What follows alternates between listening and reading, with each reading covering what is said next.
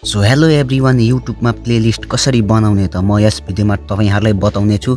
र यस भिडियोमा अघि बढ्नुभन्दा पहिले तपाईहरुले यस च्यानललाई सब्स्क्राइब गर्नुभएको छैन भने सब्स्क्राइब गरिदिनु होला र त्यसको लागि तपाईहरुले क्रोम ओपन गर्नु होला र क्रोममा गएर सर्च गर्नु होला youtube.com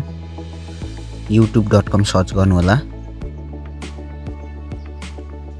र यहाँ तपाईहरुको कुन च्यानलमा प्लेलिस्ट बनाउनु आँटेको त्यो च्यानलमा लगइन गर्नु होला। सर्च म स्विच अकाउन्टमा क्लिक गरेर मेरो च्यानल छान्छु र यहाँ मेरो च्यानल आइसकेको छ साथीहरु। तपाईहरुले जस्ट यो आइकनमा क्लिक गर्नु होला।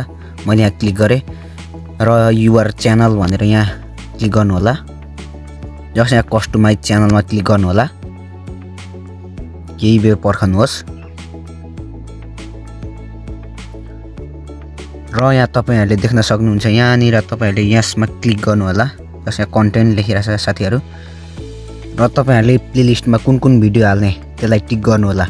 जस्तै म how to create YouTube channel भन्दा युट्युब सम्बन्धीको म भिडियो प्लेलिस्टमा हाल्छु। यहाँ हेर्नुहोस् एड प्लेलिस्ट छ, यहाँ क्लिक गर्नु होला र यहाँ क्रिएट प्लेलिस्ट छ, यहाँ न्यू प्लेलिस्टमा क्लिक गर्नु होला र यहाँ प्लेलिस्ट के नामले प्लेलिस्ट बनाउनुहुन्छ राख्नुहुन्छ त्यो नाम लेख्नु होला साथीहरु। यहाँ जस्ट म यहाँ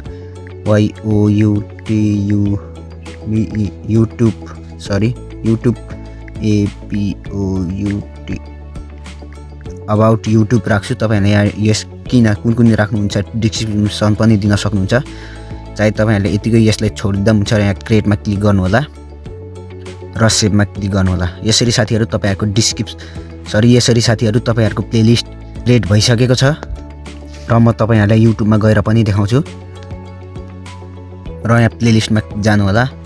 हेर्नुहोस् अबाउट युट्युब छ, यहाँ तपाईहरुले यहाँ देख्न सक्नुहुन्छ। यसरी तपाईहरुले प्लेलिस्ट बनाउन सक्नुहुन्छ। भिडियो मन पर्यो भने एक लाइक गरिदिनु होला र च्यानलमा नयाँ हुनुहुन्छ भने प्लिज सब्स्क्राइब गरिदिनु होला साथीहरु।